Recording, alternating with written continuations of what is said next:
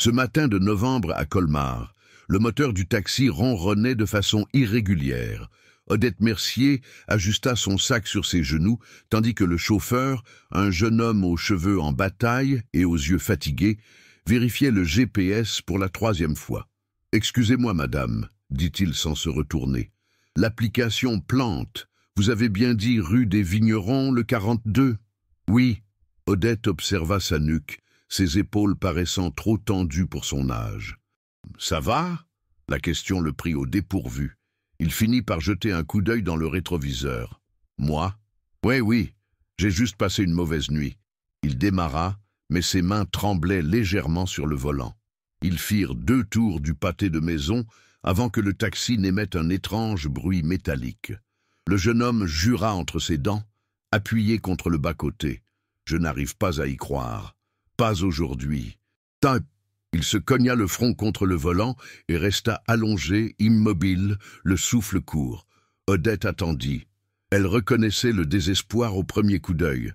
Finalement, il releva la tête. « Madame, je suis vraiment désolé. Je vais vous appeler un autre taxi. C'est gratuit, évidemment. C'est... » Il se passa les mains sur le visage. « C'est la fin pour moi. » Odette se pencha en avant. « C'est la fin de la file ?» Il rit sans joie. « C'est ma 3e panne cette semaine. Je n'ai pas d'argent pour la réparer. Sans voiture, pas de travail. Sans travail, pas de loyer. C'est simple. » Il prit son portable. « Désolé de vous embêter avec ça. Je vais m'en occuper. Combien ça coûterait la réparation ?» Il cligna des yeux, surpris par la question. « Je ne sais pas. Peut-être 2000 €. Pourquoi ne vendez-vous pas la voiture? Elle est vieille, mais elle a encore de la valeur. Je ne peux pas. » Sa voix se brisa. C'était celle de mon père. Il est mort il y a 7 mois. C'est tout ce qui reste de lui. Odette observa l'intérieur du taxi. Elle remarqua la petite image de Saint-Christophe accrochée au rétroviseur, usée par le temps. Le vieux déodorant au pain. Le siège en cuir rafistolé avec du ruban adhésif. Elle y vit de l'histoire. Elle y vit de l'amour. « Quel est votre nom ?»« Mathis. Mathis Dubois. » « Eh bien, Mathis Dubois, je vais vous faire une proposition étrange. Vous pouvez refuser sans offense. Je vous écoute. Mais j'ai besoin d'un chauffeur. Mon fils insiste pour que j'arrête de conduire. Et franchement, il a raison. Mes mains ne sont plus assez agiles. » Elle ouvrit son sac à main et en sortit une carte de visite jaunie. « J'ai été pâtissière pendant 47 ans. J'ai pris ma retraite avec une certaine stabilité. Je pourrais vous prêter l'argent pour réparer votre voiture. Vous travailleriez pour moi 3 fois par semaine jusqu'à ce que je rembourse la dette. Sans intérêt. » Mathis regarda la carte, puis elle, incrédule. « Vous ne me connaissez même pas. »« Justement. C'est pour ça que je vous propose du travail, pas de la charité. Si vous me volez ou si vous disparaissez, je perdrai 2000 €. C'est un risque que je peux prendre. Et vous ?» Il resta silencieux si longtemps qu'Odette crut l'avoir offensé. Puis, la voix étranglée par l'émotion, il demanda « Pourquoi ferais-je cela ?» Elle réfléchit à la question. Elle repensa à toutes les fois où quelqu'un l'avait aidée dans sa jeunesse. Elle pensa à l'invisibilité qui s'installe avec l'âge, à la façon dont les gens cessent de vous voir comme capable de changer les choses. « Parce que je le peux. Et parce que vous semblez en avoir besoin, et peut-être aussi parce que j'en ai assez de prendre le bus pour aller à la kiné. » Mathis s'essuya rapidement les yeux. « J'accepte, mais je paierai jusqu'au dernier centime, parole d'honneur. » L'affaire fut conclue d'une poignée de main par l'intermédiaire de la banque. Odette appela une dépanneuse, paya en espèces et nota son numéro. « Demain à 9 h, chez moi. Ne sois pas en retard. » Mathis acquiesça, encore sous le choc, tandis qu'elle hélait un autre taxi. Ce soir-là, il l'appela pour la remercier pour la 10e fois. Odette répondit simplement « Viens demain et on sera quitte. Raccroche maintenant. Je vais rater mon spectacle. » Ah, le lendemain matin, il était à sa porte à 8h40. Odette ouvrit, vêtue d'une robe de chambre bleue et de pantoufles, ses cheveux gris défaits. « Entrez. Le café est prêt. » Mathis entra avec hésitation. La maison embaumait les vieux livres et la lavande.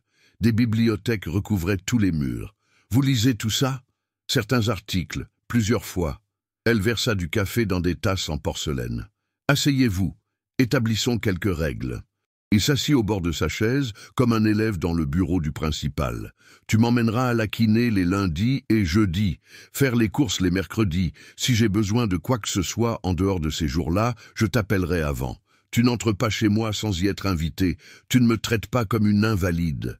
Et tu ne m'appelles pas mamie ni aucune autre variante mielleuse. Je m'appelle Odette. Compris? Compris. Et Mathis? Il leva les yeux. Ne conduis pas comme un fou juste parce que ce n'est pas ta voiture. Je conduis cette voiture depuis 20 ans. Je sais quand quelqu'un roule trop vite dans les virages. Il sourit pour la première fois. Oui, madame. Odette. Les premières semaines furent formelles. Il arrivait, elle montait dans la voiture et il roulait en silence. Mathis conduisait avec une prudence excessive. Odette lisait sur la banquette arrière. Mais peu à peu, le silence devint agréable. Elle commença à s'asseoir à l'avant. Il commença à lui poser des questions sur les livres qu'elle lisait, sur la pâtisserie, sur Colmar avant sa naissance. Odette, surprise d'elle-même, répondait. Elle racontait des histoires qu'elle n'avait pas racontées depuis des années, et elle découvrit qu'elle aimait avoir un auditoire. Un jour, de retour de sa séance de kinésithérapie, il demanda « Je peux faire un petit détour? J'ai besoin de récupérer quelque chose. » Odette acquiesça. Il s'arrêta devant un immeuble délabré. Il revint 5 minutes plus tard avec un carton. « Excusez-moi, je quitte mon appartement. Je dois prendre mes dernières affaires. Vous déménagez? » Pas vraiment. Il mit le carton dans le coffre. Le loyer est devenu trop cher. Je vais loger chez un ami le temps de régler mes problèmes. Odette ne dit rien sur le moment. Mais cette nuit-là, seule, elle réfléchit. Elle réfléchit beaucoup. La semaine suivante, elle dit « J'ai une proposition. » « Encore une ?» Il sourit. « Je commence à apprécier tes propositions. J'ai une chambre libre. Mon fils y vivait avant son mariage. Elle a sa propre salle de bain et une entrée indépendante. Tu pourrais y loger, gratuitement. Avant de protester, écoute-moi. Je vieillis. Il m'arrive de me réveiller la nuit avec des douleurs et de ne pas pouvoir prendre mes médicaments. Il m'arrive aussi d'oublier le four allumé. Avoir quelqu'un à la maison me rassurerait. En échange, tu ne paies pas de loyer. On continue à partager la voiture. Tout le monde y gagne. » Mathis se gara. Il se tourna complètement sur son siège. « Odette, c'en est trop. Tu me connais à peine. Je te connais assez bien. Tu es ponctuelle. Tu n'as pas volé mes couverts. Tu ne m'appelles pas mamie. Et tu conduis bien. Que me faut-il de plus? Mais les gens vont parler. Un jeune homme de mon âge qui vit avec une femme de ton âge. Ils vont penser... » Il s'interrompit, gêné. « Qu'on couche ensemble ?» Odette éclata de rire. « Mon cher, j'ai 71 ans. Si les gens ont assez d'imagination pour inventer ce scandale, c'est leur problème. Je connais la vérité. Tu connais la vérité. Le reste, c'est du divertissement pour les oisifs. » Il accepta. Il emménagea 3 jours plus tard avec 2 cartons et une plante presque morte. Odette lui fit visiter la chambre, lui expliqua les règles de la maison et où ranger chaque chose. La cuisine est un espace commun. Tu cuisines? Un peu. Mal, en fait. Alors tu apprendras. Je ne vais pas te laisser manger des cochonneries surgelées sous mon toit. La vie commune était étonnamment facile. Mathis travaillait la journée et rentrait le soir. Parfois, ils dînaient ensemble. Parfois, il montait dans sa chambre et elle restait lire. Mais sa présence était réconfortante. Savoir qu'elle n'était pas seule était rassurant. Un samedi, elle lui apprit à faire des macarons. Il brûla la première fournée. Il tacha le plan de travail avec du colorant alimentaire. Il cassa 3 œufs par terre.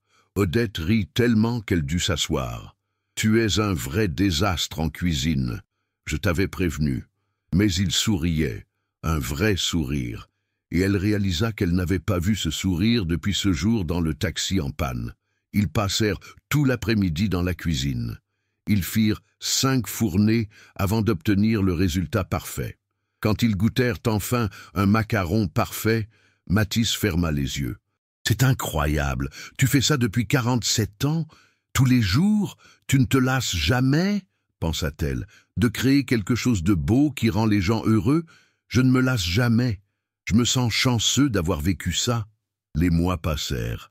L'arrangement fonctionnait si bien qu'ils cessèrent de mentionner son caractère temporaire. Mathis remboursa le prêt de la voiture. Odette proposa de continuer à être leur chauffeur, désormais rémunéré. Il accepta.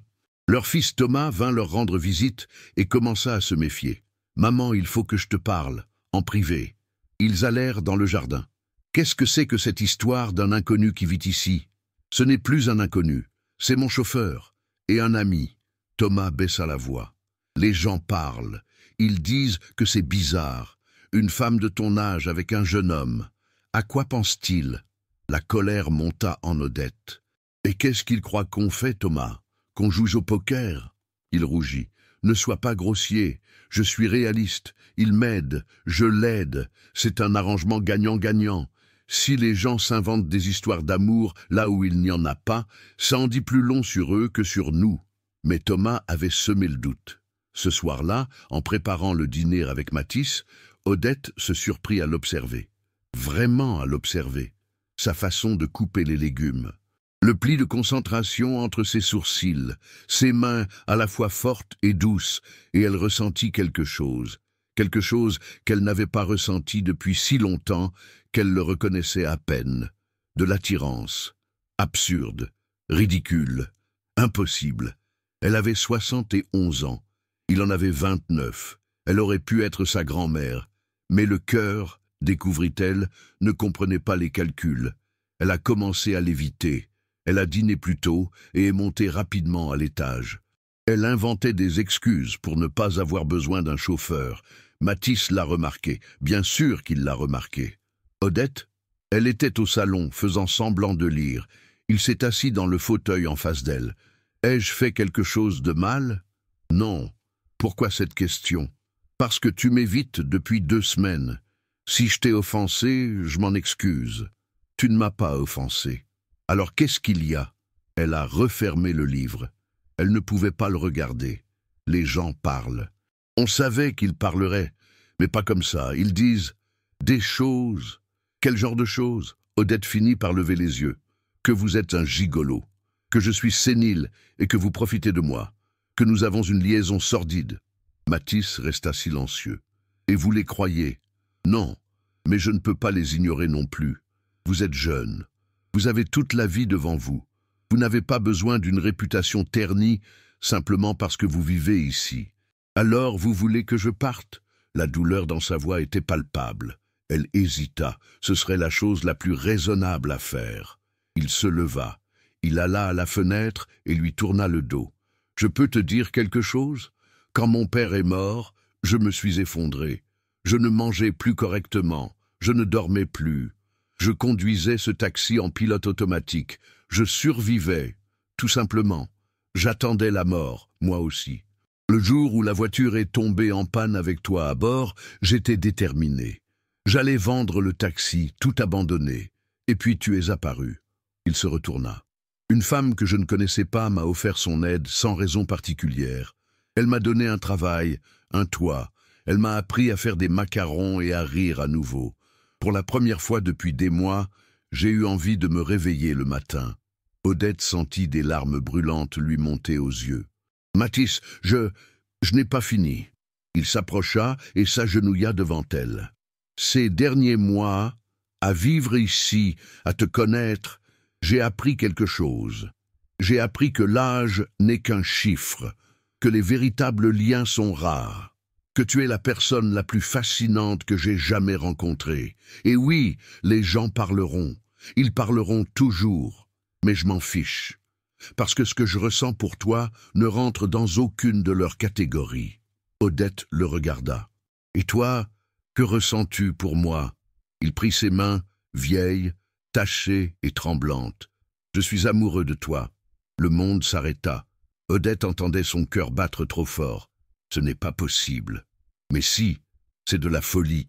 Je suis d'accord. Tu as 42 ans de moins que moi, 41 en réalité. Ton anniversaire était le mois dernier. Mathis, c'est impossible. Tu connais toutes les raisons. » Pourquoi? Parce que tu ne ressens pas la même chose. Parce que c'est impossible. Impossible n'est pas une réponse. Elle retira ses mains. Elle tremblait davantage. Parce que j'ai 71 ans, parce que mon corps se dégrade, parce que dans 10 ans, j'aurai besoin de soins, parce que tu mérites quelqu'un qui puisse t'offrir un avenir, des enfants, des décennies, une vie normale. Et si je ne voulais pas de normalité? Et si je te voulais, toi, exactement comme tu es, avec toutes ces années, toutes ces rides, toute la réalité que cela implique? Odette, tu me fais sentir vivant. Quand je suis avec toi, le monde prend tout son sens. Ce n'est pas une question d'âge. Ça ne l'a jamais été. C'est une question de toi. Elle secoua la tête. Tu confonds gratitude et amour. Je ne confonds rien. Je sais exactement ce que je ressens. La question est, que ressens-tu? Odette ferma les yeux. La vérité était là, brûlante, impossible à nier. J'ai peur. Peur de quoi? Que tu te réveilles un jour et que tu réalises ton erreur, d'être ridiculisée en public, de tomber amoureuse de toi et de te perdre quand tu reprendras tes esprits. Elle ouvrit les yeux, et je ressens autre chose, quelque chose que je ne devrais pas ressentir. Il attendit. Je sens que lorsque tu es là, j'oublie que je suis vieille, que lorsque tu me souris, je me sens vue, que pour la première fois depuis 10 ans, je désire quelque chose, rien que pour moi. Elle essuya ses larmes. Et ça me terrifie. Mathis se rapprocha. Puis-je t'embrasser? Elle aurait dû dire non. Elle aurait dû être raisonnable, responsable, mature. Mais elle acquiesça. Il l'embrassa doucement, comme si elle était de la porcelaine précieuse. Et quelque chose en elle, quelque chose qui sommeillait depuis des années, s'éveilla. Lorsqu'ils se séparèrent, elle pleurait vraiment. Ça va faire mal. Ça va mal finir. Il va nous détruire. Peut-être. Probablement. Il essuya ses larmes. Mais je préfère ça et souffrir après que de n'avoir jamais rien eu. Tu ne comprends pas ce que tu demandes. Alors explique-moi. Montre-moi. Laisse-moi décider en toute connaissance de cause. Les jours suivants, Odette lui montra tout. Il lui montra les médicaments qu'elle prenait, les douleurs articulaires qui la réveillaient, ses oublis fréquents de noms et de dates, le relâchement cutané qu'elle évitait de voir dans le miroir, les bas de contention, la fatigue soudaine, tout ce qui accompagnait ses 71 ans. Mathis accepta tout sans sourciller. Il l'aida à prendre ses médicaments, lui massait les articulations douloureuses, lui disant que les rides étaient les témoins d'une vie riche, que les oublis étaient normaux, qu'elle était belle telle qu'elle était. Claire, la fille, était plus difficile à convaincre que Thomas. Un après-midi, elle arriva et trouva Mathis en train de cuisiner. Il n'était plus dans sa chambre. Il avait emménagé dans celle d'Odette 3 semaines plus tôt. Claire vit sa brosse à dents dans la salle de bain. Ses vêtements dans le placard. Elle comprit immédiatement. Elle quitta la maison en traînant sa mère derrière elle. « Tu as complètement perdu la tête? Tu couches avec lui ?» Odette, pour la première fois, ne se défendit pas. « Oui, et je ne vais pas m'excuser. Il a 29 ans. Et j'en ai 71. On l'a déjà dit. Tu ne vois pas à quel point c'est absurde? Je vois bien que c'est inhabituel. Ce serait absurde de mentir. Ce serait absurde de gaspiller le peu de temps qu'il me reste à faire semblant de ne pas ressentir ce que je ressens. » Claire resta sans voix. Finalement, elle dit « Et quand il te quittera, quand il partira, je survivrai. J'ai survécu à pire. Et s'il ne part pas, s'il reste et que tu meurs et qu'il passe le reste de sa vie amère, alors il aura appris que l'amour vaut le risque, que quelques années de vie valent plus que des décennies de sécurité. » Claire secoua la tête. « Je ne peux pas cautionner ça. Je ne demande pas de soutien. Je t'informe. » La ville parlait, beaucoup. Odette et Mathis cessèrent de se cacher. Ils se promenaient main dans la main. Ils dînaient au restaurant. Ils s'embrassaient en public. Certains détournaient le regard. D'autres chuchotaient. Mais certains, à leur grande surprise, souriaient. Un jour, au marché, une femme âgée interpella Odette. « Vous ne me connaissez pas, dit-elle. Mais je voulais vous remercier. » « Pourquoi? Parce que j'ai 68 ans et qu'il y a un homme dans mon cours de poterie, plus jeune, beau. Il m'a toujours fait ressentir des choses, mais je n'ai jamais eu le courage, jusqu'à ce que je vous voie tous les deux. » Elle serra la main d'Odette. « Vous m'avez donné la permission d'essayer. Merci. » Les cas comme celui-ci se multiplièrent. Des lettres arrivèrent, des courriels. Des femmes plus âgées partageaient des histoires d'amour improbables. De jeunes hommes disaient qu'ils n'étaient pas seuls à avoir ses préférences. Odette réalisa qu'ils étaient devenus des symboles. Ce n'était pas agréable, mais c'était important. Mathis la demanda en mariage 1 an plus tard. Rien de grandiose, juste eux deux dans le jardin où ils plantaient des tomates. Il dit « Je sais que c'est tôt, je sais que tu pourrais dire non, mais je veux que tu saches que mon intention est de rester, pour toujours, si tu veux de moi. » Odette regarda ce visage qu'elle connaissait si bien désormais, ses yeux qui la scrutaient sans jugement, ses mains qui tenaient les siennes sans dégoût. Et elle dit oui. Ils se marièrent à la mairie. Seuls Thomas et Claire étaient présents. Claire désapprouvait toujours, mais elle était venue. L'amour était ainsi fait. Le juge qui les maria avait 80 ans. Il dit « Vous serez jugés, vous le serez toujours. » Mais au final, une seule question compte. Vous aimez-vous? Ils répondirent oui. Alors, au diable les juges. Soyez heureux tant que vous le pouvez. Ils ont été ensemble pendant 6 ans. 6 années de matin à prendre un café au lit, d'après-midi à lire côte à côte, de disputes pour des broutilles, d'une intimité parfois maladroite mais toujours sincère, de voyages vers des lieux qu'elle rêvait de visiter, d'une vie parfaitement normale. Odette est tombée malade la 7e année. Un cancer qui l'a emportée rapidement et sans pitié. Mathis a tout laissé tomber pour s'occuper d'elle. Claire, enfin adoucie, l'a aidée. Thomas aussi.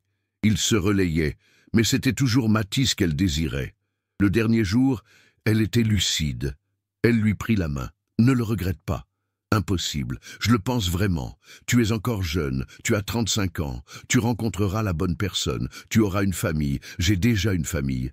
Tu es ma famille. » Elle sourit. Toujours aussi têtue, j'ai appris des meilleurs. Odette respira profondément. Merci. Pourquoi? De m'avoir fait me sentir jeune à nouveau, de ne pas avoir eu peur, de m'avoir prouvé que j'avais tort de penser que j'étais trop vieille pour l'amour. Mathis l'embrassa sur le front. Tu m'as appris plus que je ne t'ai appris. Tu m'as appris que le courage n'a pas d'âge, que l'amour ne connaît pas d'âge, que la seule erreur est de le laisser passer par peur. Elle mourut cette nuit-là, sa main dans la sienne, un sourire aux lèvres. Les obsèques étaient étonnamment bondées. Des gens que Mathis n'avait jamais vus auparavant. Des femmes âgées qui disaient « Elle m'a donné du courage ». Des jeunes hommes qui disaient « Il m'a donné la permission ».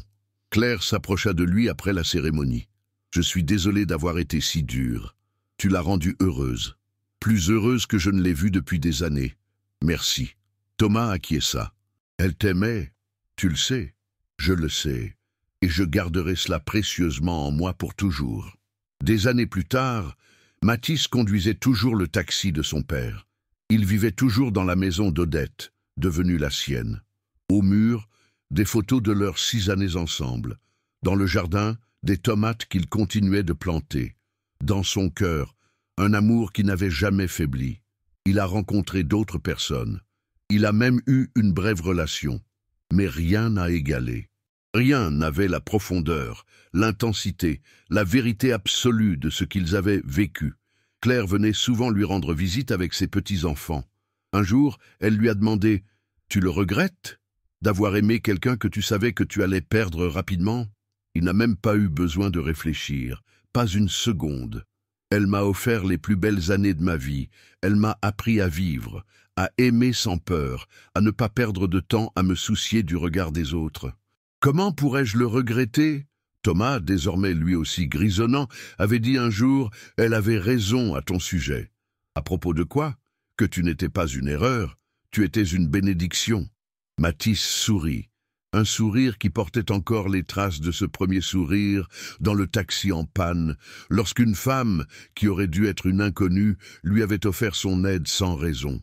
Elle était ma bénédiction, et elle le restait, chaque jour, dans chaque souvenir, dans chaque leçon, dans chaque instant de courage qu'il trouvait pour continuer à vivre pleinement, car c'est ce qu'elle lui avait appris, que la vie ne consistait pas à éviter la douleur, qu'il s'agissait d'accueillir l'amour, où qu'il se présente, quelle que soit sa forme, quel que soit l'âge, peu importe ce que disait le monde.